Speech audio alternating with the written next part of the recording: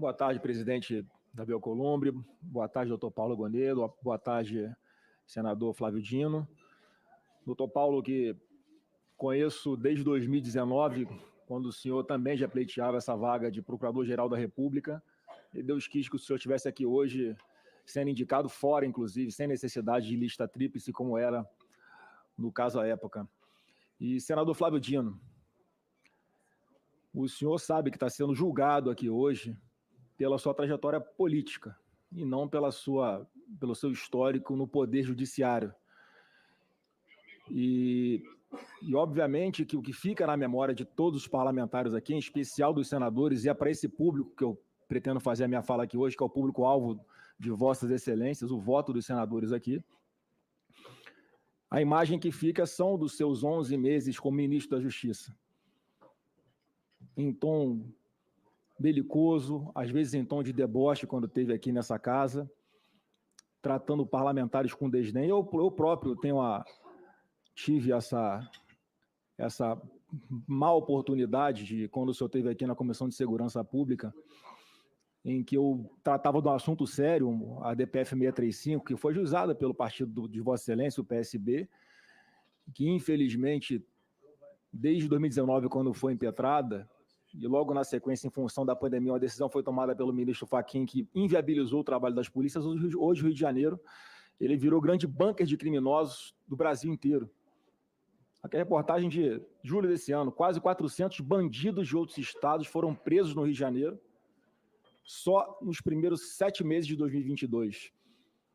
Porque, obviamente, a consequência prática de uma decisão como essa foi trazer segurança aos criminosos para que pudessem ficar no Rio de Janeiro se sentindo protegidos. E naquele momento também alertei Vossa Excelência da minha preocupação com algo que só tem no Rio de Janeiro por enquanto, que são as narcomilícias. Traficantes se alinhando a milicianos, um poder paralelo inadmissível. E eu gostaria de verdade de ter ouvido naquele momento do ministro da Justiça e Segurança Pública uma resposta que levasse algum alento para os cariocas e fluminenses que estão sofrendo muito por isso. E o senhor, lamentavelmente, me respondeu fazendo uma espécie de sinalização de que eu teria algum envolvimento com milícia, o que é uma grande fake news. Eu desafio qualquer autoridade pública nesse Brasil a encontrar o nome Bolsonaro em uma investigação que exista, em qualquer lugar, em qualquer instância, nos últimos 523 anos, em que aparece Bolsonaro tendo envolvimento com milícia, sendo citado em escutas, de qualquer outra forma. Uma grande fake news que deu grande repercussão em redes sociais, infelizmente. O senhor já se dirigiu ao presidente Jair Bolsonaro com os mais absurdos adjetivos: serial killer, genocida, num contexto de combate à pandemia, uma doença nova que pegou todo mundo de surpresa, e o governo fazendo o que podia para evitar mortes. Foi a maior transferência de recursos públicos da União para estados e municípios da história do Brasil para combater a pandemia. Não faltou vacina para ninguém que quis se vacinar nesse país. Para ninguém. Todos que quiseram se vacinar tiveram a vacina comprada pelo governo Bolsonaro. E muita coisa que era tratada como fake news na época, hoje, a ciência já mostra que o Bolsonaro tinha razão. Até os remédios que é proibido falar o nome, hoje, cientificamente, já se sabe que tem mais eficácia, inclusive, do que algumas vacinas. Mas virou assunto proibido, dependendo de quem fala, é censurado. Não se pode debater mais nada nesse país, né, que você rapidamente é rotulado de alguma coisa. Isso também deu grande repercussão em redes sociais. E o senhor já defendeu o controle de mídias sociais. No faroeste digital que nós vimos, a expressão que o senhor usou, e que pode até ter razão. Mas o senhor defende um controle dessas mídias que assusta os usuários, assusta quem vive, quem ganha o pão de divulgar conteúdos em redes sociais, e que muitos que estão até hoje por decisão monocrática, sem ter o seu ganha-pão, com medo de postar alguma coisa. O sintoma de que a democracia não está numa situação de normalidade, senador Flávio Dino, é parlamentares que têm que medir as palavras numa tribuna do Senado, da tribuna da Câmara dos Deputados, por receio de virarem réus, por receio de serem caçados, por receio de serem presos, como aconteceu com Daniel Silveira.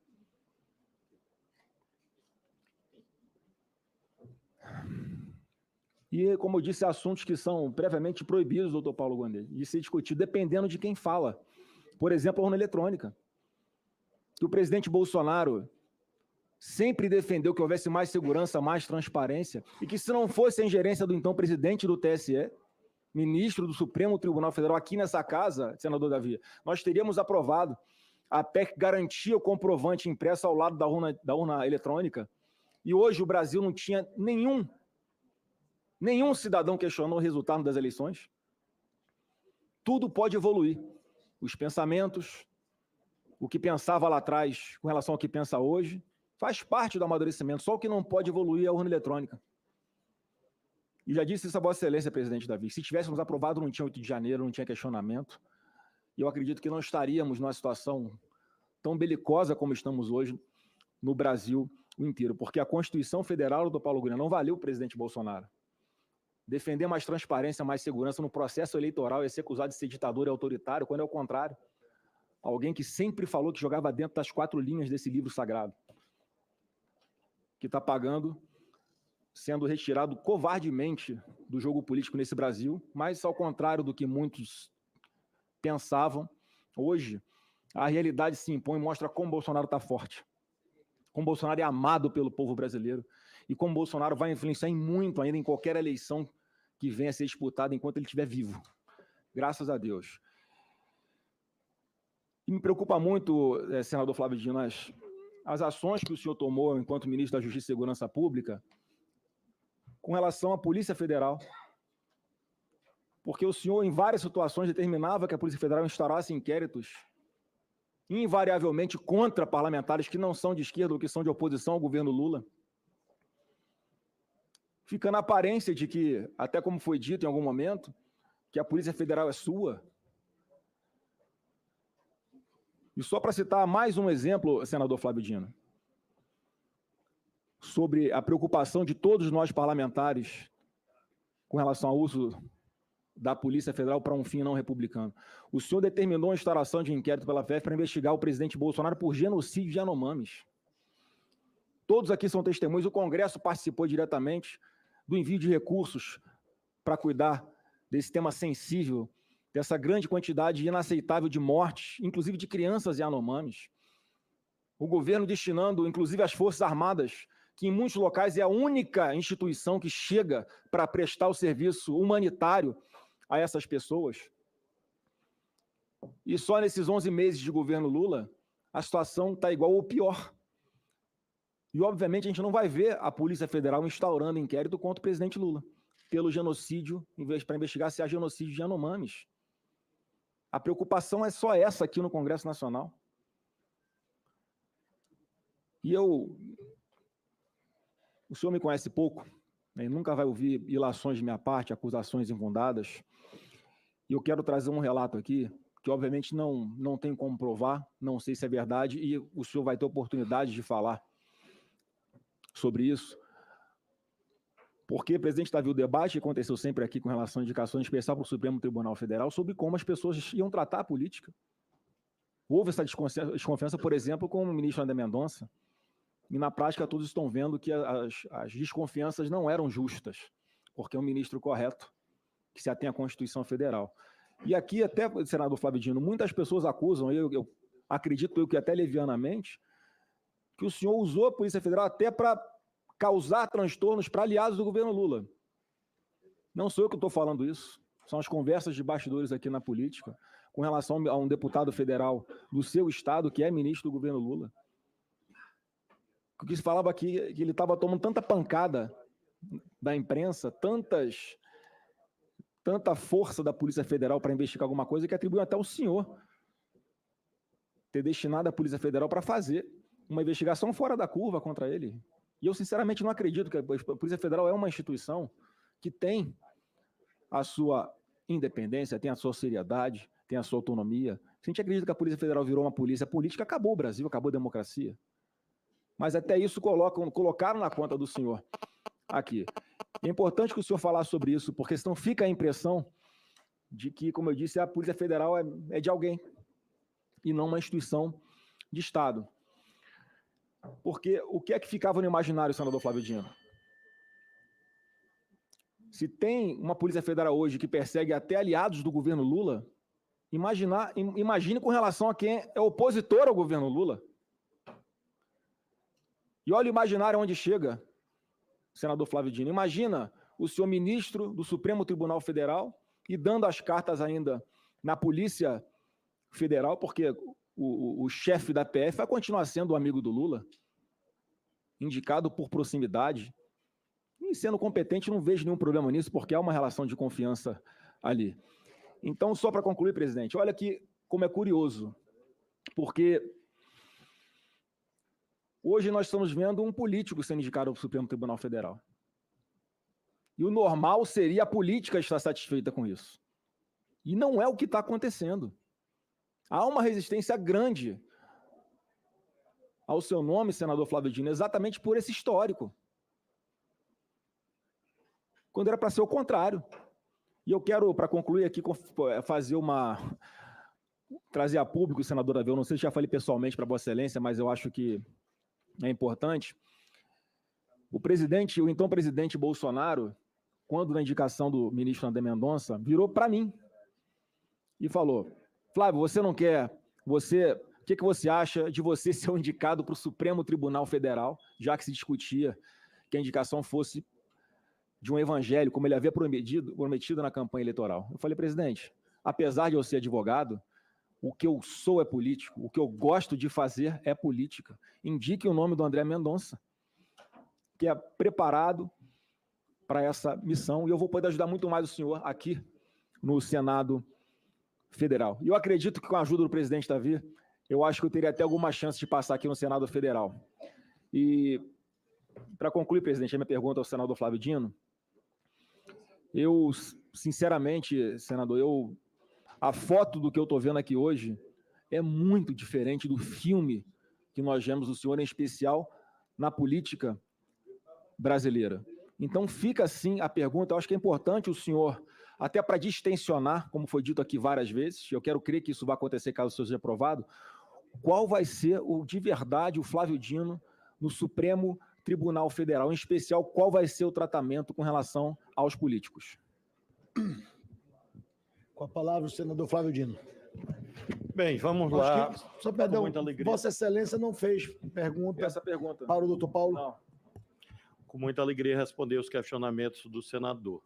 Em primeiro lugar, sobre o Rio de Janeiro, a resposta que nós demos, senador, foi prática, e não uma resposta retórica. É o estado que nós temos dedicado muita atenção, e o governador do Rio de Janeiro, que é do PL, tem reconhecido isso publicamente. Nós temos feito ações conjuntas, o presidente da República decretou uma operação de GLO no Porto de Itaguaí, Porto do Rio, Aeroporto do Galeão, exatamente pelo tráfico de armas e drogas. Tem lá no Rio de Janeiro uma força-tarefa de 11 estados, liderada pelo Ministério da Justiça, exatamente efetuando prisões de pessoas de outros estados que lá estão. Já houve prisões de líderes faccionados do Ceará, líderes faccionados de outros estados do Nordeste que estavam no Rio de Janeiro. Portanto, a resposta é prática e reconhecida por toda a classe política, pela Federação das Indústrias do Rio de Janeiro, pela FIJAN. Claro que, como o senhor aludiu, é um quadro muito complexo, que vem de décadas, mas nós acreditamos que esses esforços partilhados, nossos, com o governo do Estado do Rio, com a Prefeitura do Rio, pelo prefeito Eduardo Paes, é possível, sim, melhorar a triste situação, dramática situação que o Rio de Janeiro enfrenta há alguns anos, há algumas décadas, eu diria. E eu, claro que tenho muita solidariedade, não posso, doravante, se for aprovado no Senado, liderar nenhum trabalho desse tipo, mas sempre solidário, como temos feito na prática agora, com a presença da Polícia Federal, operações integradas, GIS, apreensões recorde de armas, a apreensão de armas da Baixada Fluminense, mais de 1.000 armas, quase 2.000 armas foram apreendidas numa só operação. Houve uma operação na Barra da Tijuca, bairro que o senhor conhece bem, 47 fuzis, lá na casa de um suposto empresário que tinha uma suposta fábrica de móveis, que na verdade era uma mera fachada para montar armas. Então tem muitos exemplos positivos dessa ação firme em relação ao Rio de Janeiro. Alguns temas que o senhor alude, infelizmente, como o senhor sabe, eu não posso responder porque envolveria pré-julgamento e poderia eventualmente gerar impedimento, suspeição. Então, o senhor alude a casos concretos sobre pandemia, sobre outras questões, que na seara política, claro, se fosse esse o caso, eu poderia responder, como sempre fiz na minha vida, mas nesse momento, infelizmente, não posso, exatamente porque ainda tramitam inquéritos, processos no Supremo Tribunal Federal sobre o assunto. Sobre a questão do controle de mídias, o senhor usou uma expressão que eu creio que é a chave daquilo que tantos e tantas aqui falaram. O senhor usou a seguinte expressão: todos têm que medir as palavras? Sim, claro. Sim. Esse é o ponto. Essa é a diferença fundamental. Enquanto todos não medirem as palavras, é claro que haverá perpetração de crimes em série. Isso vale para as redes sociais, o senador Petecão acabou de descrever. Se nós abrirmos, nesse momento, as redes sociais, de qualquer um aqui por amostragem, ou mesmo as minhas, nós vamos encontrar as coisas mais abjetas, impronunciáveis, criminosas, sendo escritas. Então, o problema não é que medir a palavra esteja errado, como o senhor disse. É o contrário. Medir as palavras é o certo. Eu tenho absoluta certeza que o senhor faz isso em casa e todos nós devemos fazer na vida pública. Claro que não basta. Lembremos, senador, que mesmo a relação de maior intimidade e privacidade que existe, que é a relação amorosa, é regulada juridicamente. O casamento é governado por regras. A relação amorosa que se estabelece, ela é regulada pela Constituição, pelo Código Civil. A relação de pai e filho é regulada por leis. O senhor não pode fazer o que quiser em relação aos seus filhos. Ora, se todos os âmbitos da vida humana têm regulação, onde está escrito que só a internet não pode ter? De onde emergiu essa mitificação, a não ser dos interesses, eventualmente, empresariais que não interessam ao debate jurídico? Nós temos uma lei que regula a internet, parece que é algo atípico que eu estou falando. Não, esse Congresso, este aqui, aprovou o Marco Civil da internet. E o senhor vai no artigo 19 e vai no artigo 21, o senhor vai encontrar regulações. No caso do artigo 19, quase inexistentes. No 21, mais rigorosas. Se o senhor abrir a sua linha do tempo, a sua timeline aí, muito dificilmente o senhor vai encontrar cenas de nudez não consentida. Por quê? Porque há o artigo 21 do Marco Civil da internet e há uma moderação ativa de conteúdo das empresas. Se o senhor fizer uma pesquisa sobre compra de terno ou de sapato, o senhor vai receber durante semanas propaganda de terno e de sapato. Por quê? Porque as plataformas não são neutras. Ao contrário do que no artigo 19 do Marco Civil da internet está escrito, e muitos acreditavam em 2014. Na verdade, as plataformas se transformaram em curadorias de conteúdo.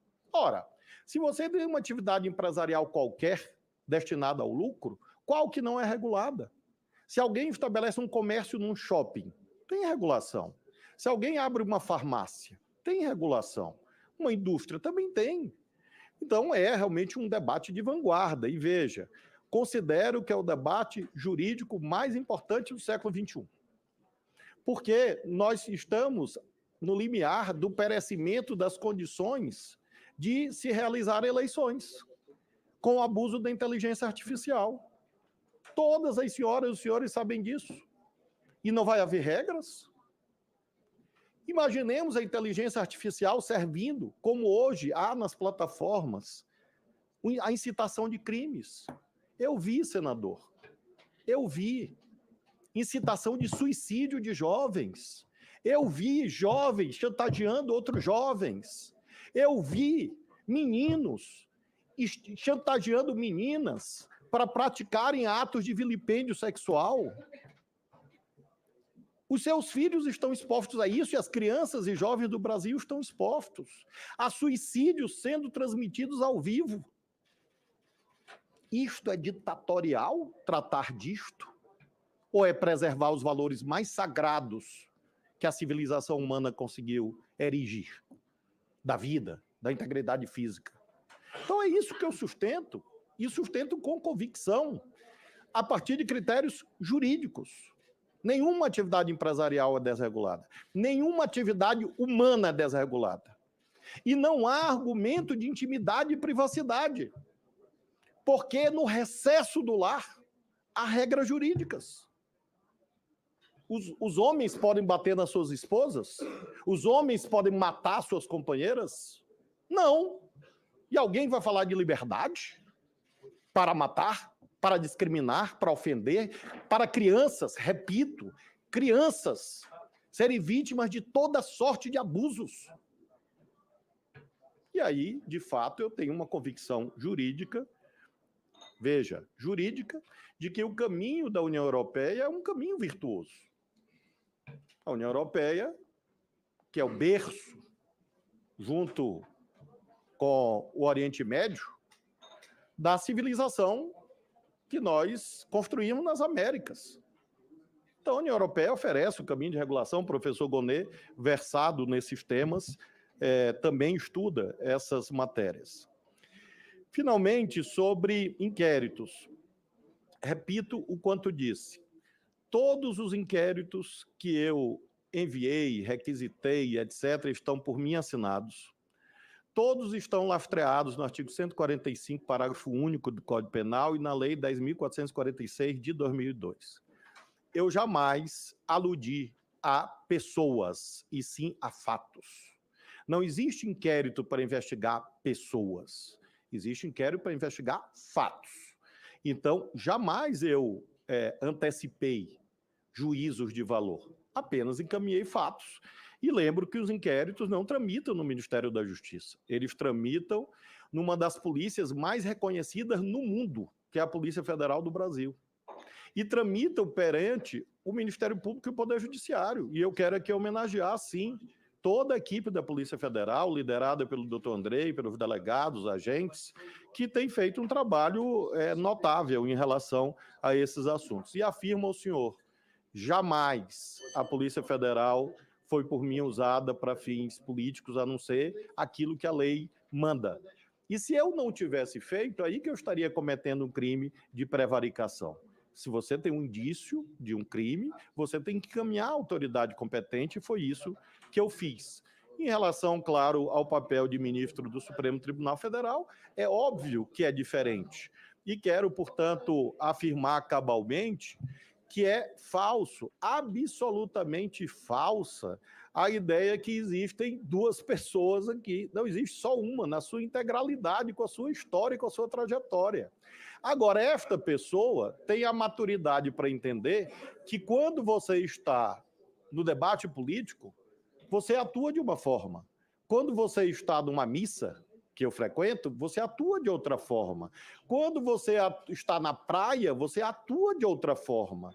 Quando você está batendo pênalti, que eu faço com precisão, você atua de outra maneira. Ou seja, em cada papel, você atua de uma forma. E isto não significa ter 2, 3, 4 ou 5 caras. Isso significa você ter a inteligência, inclusive emocional, de compreender que são lugares diferentes. E, portanto, eu afirmo ao senhor, esse que está aqui olhando para o senhor, com a mesma tranquilidade, a mesma serenidade, com a mesma limpidão, com a mesma limpidez, transparência que eu sempre tive, é aquele que, se merecer a aprovação do Senado, lá estará. Agora estará de outra forma. Estará de outra forma. E se tiver a honra de ser contratado pelo Botafogo, eu garanto também acertar os pênaltis ano que vem. Réplica, senador Flávio Bolsonaro. Eu, sinceramente, espero que a inteligência emocional, caso isso seja aprovado, que o senhor está tendo aqui hoje, seja que vai ser no Supremo Tribunal Federal. Porque se for a inteligência emocional que nós vimos aqui enquanto político, eu tenho minhas grandes preocupações. Só um breve comentário. Eu acho que a premissa está errada, senador Flávio Dino, até na fala do senhor mostra isso. Porque o que a gente tem que perseguir são os criminosos, não são os instrumentos. Se alguém usa a internet para cometer um crime, para incentivar suicídio, para cometer qualquer crime que seja, a impunidade é que é o grande problema. As pessoas ficam impunes. As pessoas têm que ser investigadas e punidas na sua proporção. Não é a internet que faz isso, são pessoas que fazem isso. Assim como equivocado achar que um instrumento, arma de fogo, é o que gera violência. Não é. A arma não atira sozinha. É um criminoso que usa ela mal, ilegalmente. Esse é que tem que ser punido. As premissas estão erradas do combate a um problema, como a DPF 635. O senhor agora falou algumas coisas que estão sendo feitas pelo governo federal no Rio de Janeiro, mas a origem continua a mesma. E o senhor vai ter oportunidade, caso aprovado, de decidir sobre a DPF 635. Essa sempre foi minha intenção ao trazer esse assunto para a pauta, para que o Rio não sofra mais com esse ativismo judicial, que é o caso do ministro Fachin. Quem foi eleito para determinar a política de segurança pública do Rio foi o governador, foram os prefeitos, nós parlamentares, não o ministro do STF. Apenas isso. Eu queria apenas me valer aqui do direito de tréplica para lhe convidar a uma reflexão. O senhor diz assim, tem que ser perseguidos os criminosos, não os instrumentos. Com todo respeito, senador. Isso anularia a dimensão preventiva das políticas públicas. Se o seu raciocínio fosse correto, o senhor poderia ter em casa uma bomba atômica, uma bomba nuclear. Porque se os instrumentos não interessa a posse dos instrumentos, não haveria prevenção. E apenas uma atividade puramente repressiva. Ora, eu tenho outro sistema de crenças. Entre esperar uma criança ser violentada e para apurar o crime, eu prefiro prevenir para que a criança não seja violentada. Entre esperar que uma pessoa seja vítima de instigação ao suicídio para apurar quem instigou, eu prefiro lutar para evitar o suicídio. Entre você apurar um homicídio, a política pública, a política legislativa e mesmo o Poder Judiciário deve procurar evitar o homicídio. Aliás, os cânones de direito penal dizem que o direito penal tem uma dupla função, a função repressiva e a função preventiva. E é isso que eu acredito que a regulação cumpre um papel, defendendo inclusive a atuação do Congresso. Porque se você não acredita em regulação, você não acredita no parlamento. Porque a função principal do parlamento é regular as condutas humanas. Eu, nesse caso, guardo essa discordância de Vossa Excelência, mas, claro, convido a sua reflexão.